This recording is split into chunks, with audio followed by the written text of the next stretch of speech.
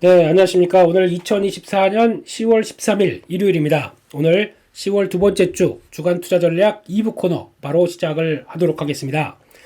일단 보니까 날씨가 괜찮죠? 그러다 보니까 야외 활동 많이 하시는 것 같아서 이번 일부 코너는 생각보다 많이 안 보셨더라고요. 예, 괜찮습니다. 예, 날씨 좋고 그래도 이럴 때 즐겨야지 그렇지 않습니까? 예, 그래서 잘 혹시나 야외 아니면 또 여기저기 여행 가셨던 분들 예, 잘 즐기셨으면 좋겠고요.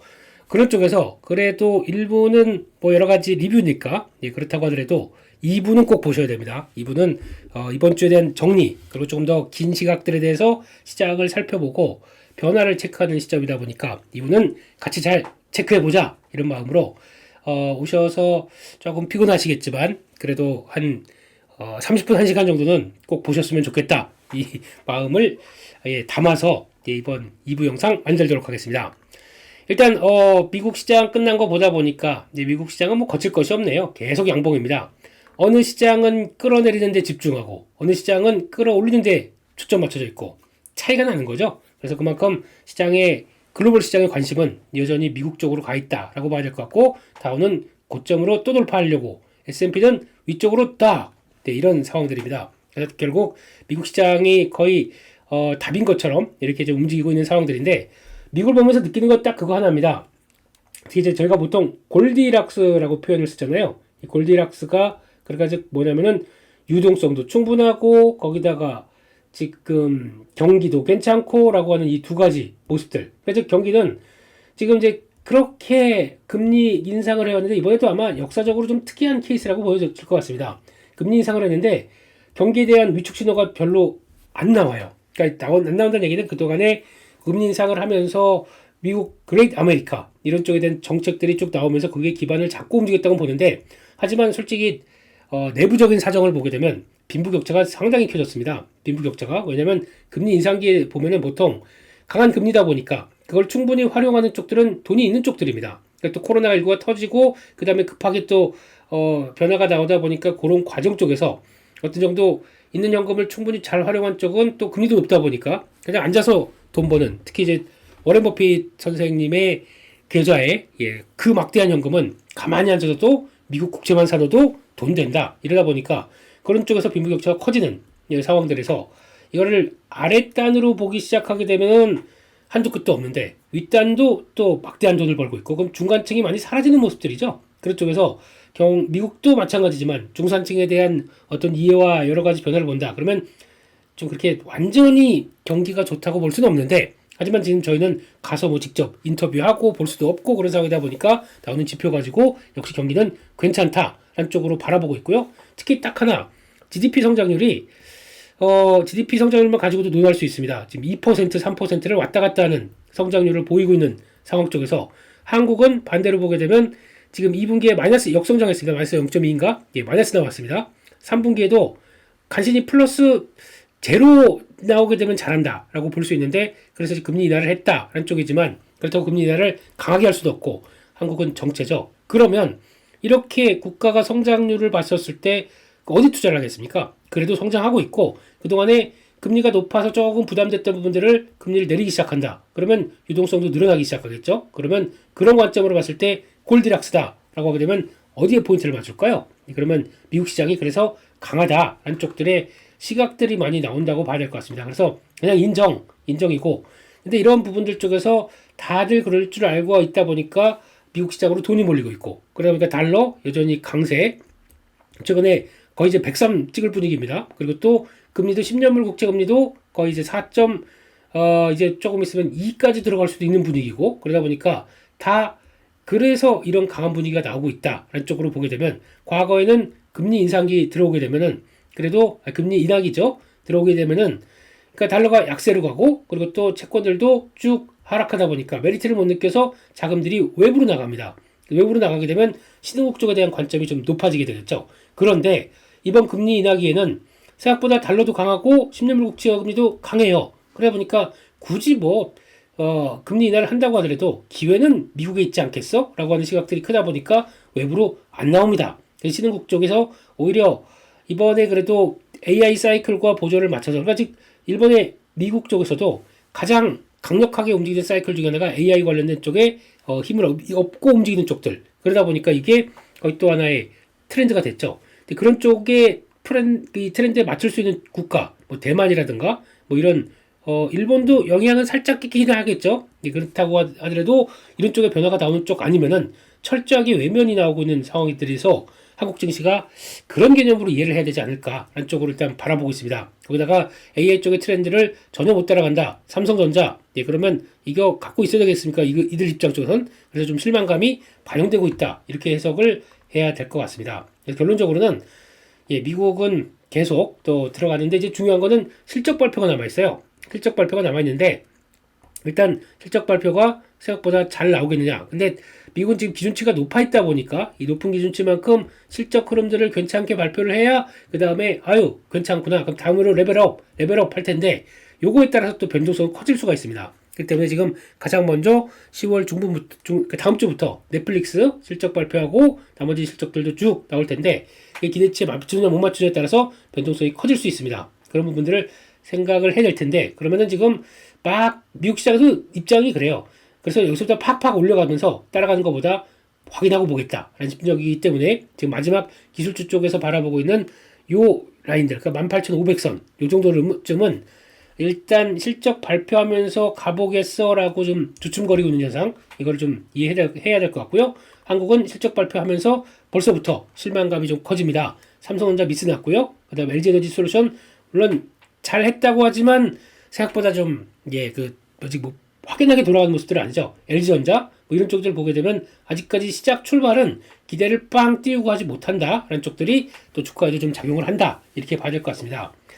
결론적으로 보게 되면은 지금 이제 미국은 원래는 지금 흐름들이 글로벌 유동성 증가, 그래서 미국 그렇게 나오고 있죠. 유럽도 금리 인하를 하고 있고 중국도 경기 부양책하고 있고 이런 쪽으로 봤었을 때 완화 정책으로 나가기 시작합니다. 그렇게 되면은 한국 같은 경우는 이제 경기도 개선되는데 무게를 삼고 그러면 수출도 더 좋아질 거야. 그래서 베팅이 과거처럼, 그러니까 딱 과거와 같은 모습들이 나오지 않는다는 게 지금 가장 큰 핵심이에요.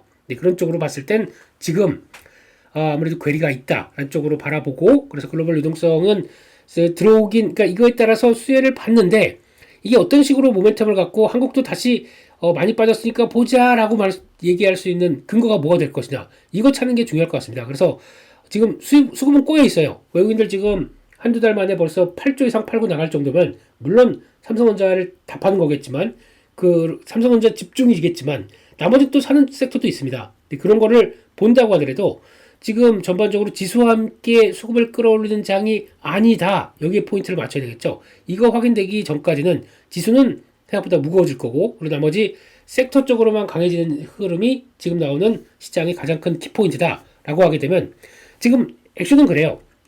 지금 자리에서 뭘 사가지고 뭐 이게 대세 상승이고 주도주다 보니까 이거 사서 계속 또 중기적으로 끌어가서 늘릴 때마다 샀다가 올라갈 거 본다, 이렇게 할 수 있는 종목이 뭐가 있겠습니까? 지금 결과론적으로 보게 되면 저희가 그래도 여름 때 그래도 이거는 장기적으로 꾸준히 봐야 된다라고 했던 거 알테오젠 하나 있었고요. 그리고 또 강조드렸던 겁니다, 제가. 요거 하나 있고, 두 번째는 화장품 좋게 봤습니다.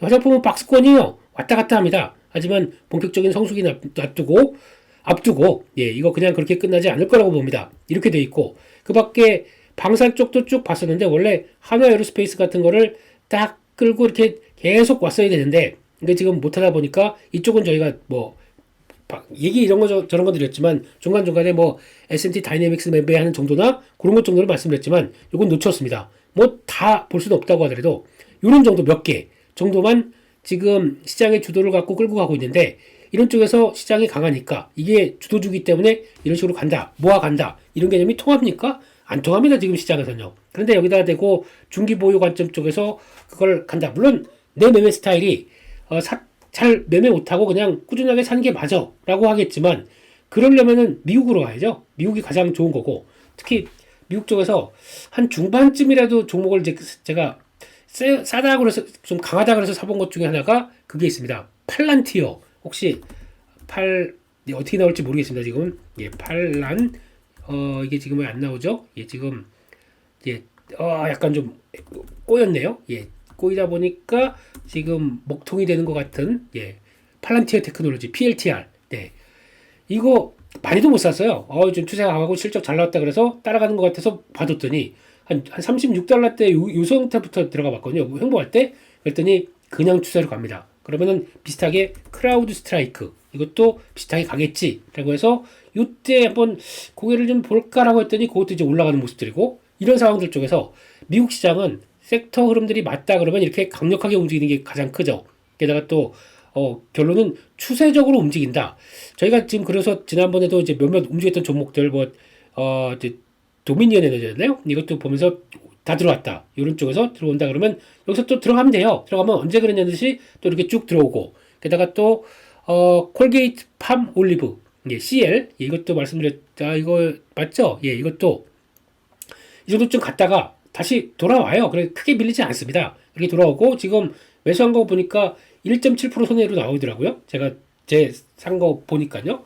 1.6%인가 1.7% 같은 거 손해로 나옵니다. 그렇다고 하더라도 뭐 크게 밀립니까? 밀리지가 않죠. 그래서 또 배당도 넉넉하고 그러면 쭉 제자리 찾아가겠죠. 뭐 이런 지금까지 말씀드렸던 종목들의 특징들은 거의 다 실적 그렇게 크게 나쁘지 않고 자리 쪽에서 좀 이탈된다 그러면은 한번 가보게 되면 큰 변화 없이 이렇게 레벨업 되는 과정들이 나오다 보니까 이게 지금 시장에서는 가장 이상적인 흐름이겠죠. 한국이요? 네, 한국은 그렇지 못합니다. 그게 현실이다 보니까 이런 지금 저희가 쓰는 전략들이 그냥 무조건 그냥 넉넉하게 약한데 시장 왜 이래? 라고 볼 게 아니라 시장에 맞게 대응을 해야 됩니다. 그러니까 지금 주도주가 이거니까 이거 가지고 따라 사라. 이거 지금 안 됩니다. 그렇게 그냥 마음 편하게 될 수 있는 대응 전략 없습니다. 그러다 보니까 제가 매매하는 것도 좀 빨라졌지 않습니까? 수익 나면 챙겨라. 지난번에 일부에서 말씀드린 것처럼 수챙, 예, 수익 나면 챙기고 그 다음에 계속 현금은 한 30%는 확보하고 그 다음에 가자. 그래야 다음 내일 또 어떤 섹터가 나오고 어떤 변화가 나올지 모르니까 그거 이용하자라고 말씀드리는 거지.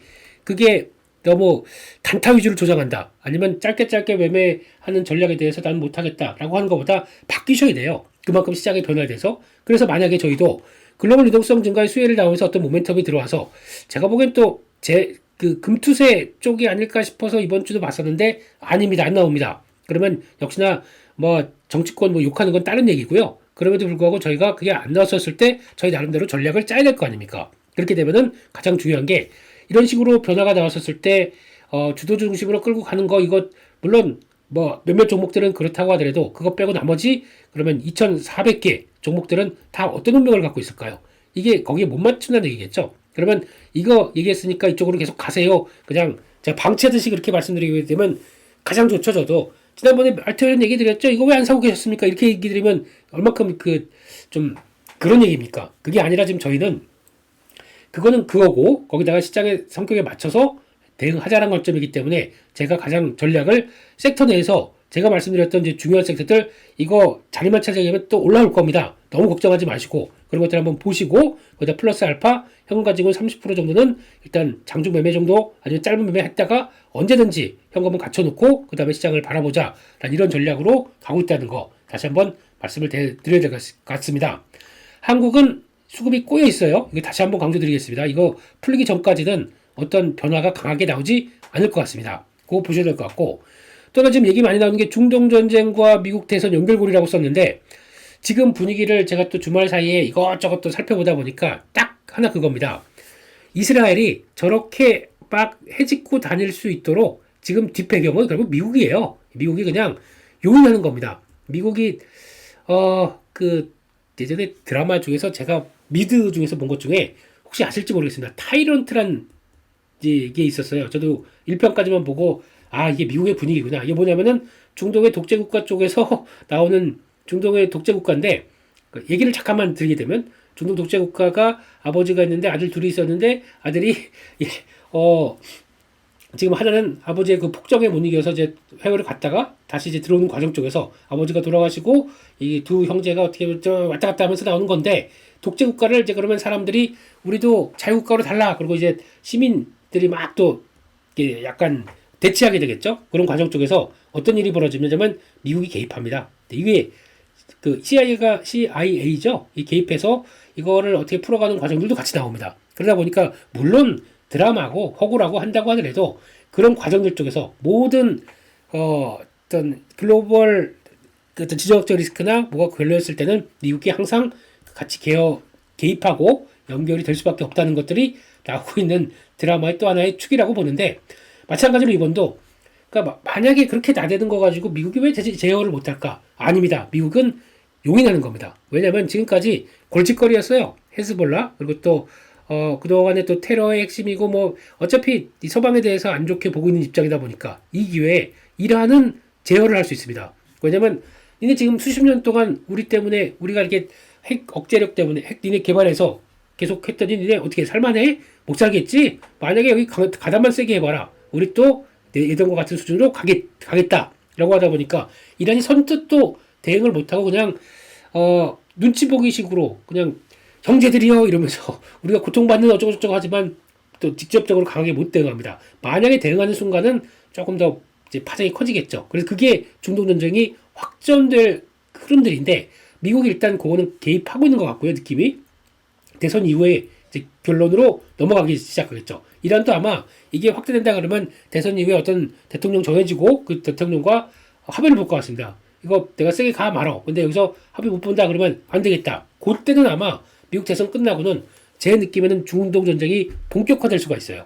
근데 대통령이 정해졌으니까. 근데 지금은 누가 될지 모르다 보니까 이란도 눈치 보는 거고요. 근데 여기서 만약에 강하게 들어갔다가 대선 앞두고 누가 됐는데 니네 그렇게 나왔어, 어디 한번 보자 라고 하게 되면 이건 또 상당히 좀 복잡한 문제가 되겠죠. 결론은 이스라엘이 신났습니다. 지금은요. 명분하에 지금 여기저기 다 치고 다니는 모습들, 거기다가 무기도 다 지원해줘요. 무기 지원해주는데 그 무기 대금은 물론 이스라엘이 돈이 어디 있어서, 물론 안에 갖고 있는 뭐 스타트업이나 여러 가지 회사들도 있다고 하더라도 뒤에는 누가 있겠습니까? 유대교가 있겠죠. 이쪽에서 거부들, 부호들이 다 알아서 하겠죠. 어떤 식으로든. 그러다 보니까 이런 식으로 나오는 관계 봤을 때는 중동 전쟁이 악화될 가능성이 충분히 있습니다. 지금 느낌으로는요. 근데 그게 대선 전까지는 아닐 것이다 라고 바라보고 있고, 그러다 보니까 미국의 분위기는 지금 이제 민주당 쪽에서 해리스와 그리고 또 공화당 쪽에서 겨루고 있는데, 지금 딱 보기에는 미국이 제대로 대처를 못하는 것 같지만 솔직히 미국은 대처를 잘한다고 보고 있죠. 코 안 풀고 적대 세력들 한번 쫙 정리를 시킨다, 이스라엘 잘하고 있어, 이런 느낌이 나더라고요. 그러다 보니까 잘하고 있지만 지금 분위기로 봤을 때는 민주당 지금 현재 행정부죠. 딱 보이기가 그렇지 않습니까? 바이든 좀 노후해 보이고, 거기다 그걸 개성하는 민주당이 이거를 잘 처리할 수 있을까? 지금까지도 못했는데, 그러다 보니까 여기에 대한 의문감이 나오면서 공화당 쪽으로 좀 더 올라가기 시작하죠. 지금은 여러 가지 본다고 하게 되면 저희 언론과는 다르게 공화당 쪽에 좀 우세합니다. 지금 느낌들이 그래요. 그래서 요게 되기 시작하게 되면 공화당 관련된 쪽, 그러다 보니까 민주당 관련된 쪽의 종목들이 좀 많이 흔들리는 거죠. 신재생 에너지들 특히요. 네, 그리고 거기다가 전기차도 이번에 트럼프 그러니까 이게 전기차를 어떻게 봐야 될지가 트럼프 쪽과 연결된 머스크 쪽으로 볼지, 아니면은 그냥 이 민주당 쪽으로 같이 연결해서 볼지 되게 애매합니다. 전기차 쪽은요. 그래서 2차 전지는 아직 고민이 좀 필요하지만 당장 머스크의 그 위로봇 행사 나온 다음부터 주가는 차익 매물 때도 쭉 밀렸죠. 하지만 저는 기회라고 생각하기 때문에 그건 좀 이따 말씀드리고, 결론적으로 지금은 공화당이 조금 더 우세했기 때문에 그런 관점 쪽에서 종목들을 이용해야겠다라는 쪽들은 조금 이따가 또 자세하게 말씀을 드리도록 하겠습니다. 그런 쪽에서 아직까지 불확실해요. 그래서 누가 되느냐에 따라서 여러 가지 변화도 나올 거고, 그렇기 때문에 요거 관점된 거는 일단은 보류해야 될 것 같습니다. 이것도 불확실성이에요. 그러다 보니까 지금 중동전쟁과 같이 연결돼서 확전될 가능성들, 이거는 더 있다라고 보고 있고, 대선 끝나고 나서 오히려 중동전쟁이 오케이, 이제 누가 되느냐에 따라서 이런도 마찬가지겠죠. 그러면 내심 누가 되느냐에 따라서 한번 세게 붙어가지고 또 어떤 지지력, 그래가지고 아니면 미국 대통령을 테스트하려는 움직임이 나올 수도 있겠죠. 그런 것들 봤을 때 일단 뭐 정치 관계는 그렇다고 치고 그럴 가능성들이 지금은 잠잠해도 끝나고 나게 되면 여러 가지 변화가 나올 수 있겠다. 안쪽에서 아직 변동성과 불확실성, 이게 아직까지 크다라고 봐야 될 것 같습니다. 또 하나, 실적 발표 시즌이다 보니까 아까 말씀드렸듯이 변동성 커질 수 있다는 거 염두하고, 눈높이 안 맞는다 그러면 출렁임이 좀 심해질 겁니다. 그거를 바라보는 입장 쪽에서는 미국 시장을 막 확대시키고 싶지는 않더라고요. 네, 그래서 종목들을요. 그래서 그런 것들을 한번 보고, 근데 종목 실적 발표돼서 땅 뜨고 그 다음에 약간 좀 차익 매물 나오는 것들, 이런 것들은 또 한 번쯤 대응해봐야겠다는 생각 들고 있고, 반대로 실적 안 좋아서 이게 팍 밀렸잖아요. 그러면 일단 초반에 따라가는 것보다 초반에 일단 정리하는 것보다 약간 기다렸다가 반등 나오는 거 보고 대응하는 게 맞겠다는 쪽에서 변동성이 한 번쯤 팍 커질 텐데 그거를 이용하는 전략들이 중요할 것 같아요. 물론 분기 실적 나오고 가이던스도 안 좋고 다 엉망이라고 하게 되면 낙폭이 크겠죠. 근데 일반적으로는 돌립니다. 한 번씩 돌려줍니다. 그런 강한 시장의 특징은요. 그걸 가지고 이용을 하자는 쪽에서 실적 발표 관련된 쪽에서 혹시나 저희가 관심 있는 종목들이 변화가 나온다. 그럼 저희도 안내를 드리도록 하겠습니다. 어떤 대응 전략을요. 이렇게 봐야 될 것 같고 중국 증시입니다. 중국 증시 가지고 지금 저희가 CSI 300 쪽으로 많이 보고 있는데 딱 그렇게 하겠습니다. 일단 3일선 이탈하잖아요. 여기 이탈하는 게 확인된다. 근데 지금 가능성이 지금 많이 늘었어요. 한 40% 정도 이탈할 가능성이 높아졌습니다. 이번에 토요일날 나오는 죄송합니다. 지금 중국 쪽의 변화를 보다 보니까 생각보다 그렇게 강하지는 않더라고요. 예, 그래서 그걸 봤었을 때 지금 전략은 일단 사례가 들렸네요. 네. 일단 지금 쪽에서 나오고 있는 변화는 추가적으로 실망감이 더 요 갭을 채울 수 있을 가능성들 생각을 해야 될 것 같습니다. 그렇기 때문에 지금 만약에 그걸 대응을 하셨다라고 하더라도 CSI 300을 대응하셨다고 하더라도 3일선 이탈하는 건 이거는 비중을 줄였다가 다시 대응하는 게 더 좋겠다고 생각합니다. 그렇기 때문에 그거 관점에서는 일부에서도 언급을 좀 드렸어요. 그렇기 때문에 일단 무조건 된다라고 아니라 시간이 조금 더 필요해요. 그렇게 되면 그렇게 됐을 때 적어도 중국 쪽에서 아마 이렇게 한번 탁 터한 이상 올해 경제 성장률 4.8% 예상을 하고 있기 때문에 GDP가 이거는 못 참겠다라고 얘기 나올 거고 그럼 그 중에서 지표가 나오는 거 보이는 대로 속속 들여서 좀 정책들이 나올 수 있다 보니까 그때마다 탁탁 튀긴 할 거예요. 근데 그런 쪽까지 일단 좀 중요한 자리권에서 바로 못 튄다는 얘기죠. 그러면 탄력 떨어집니다. 그러면 적어도 13일선 그때 말씀드렸던 종합지수 상해종합지수 자리까지 보게 되면 3100선이죠. 이런 식으로 눌릴 때마다 대응을 하는 게 더 좋을 것 같아요. 그렇기 때문에 일단 너무 공격적으로 보지 말자. 그런 쪽에서 다시 한번 변화 나올 때 대응을 하자는 쪽으로 보시면서 일단 조금 공격적으로 대응하지는 말자라는 쪽으로 일단 바꿔봐야 될 것 같습니다.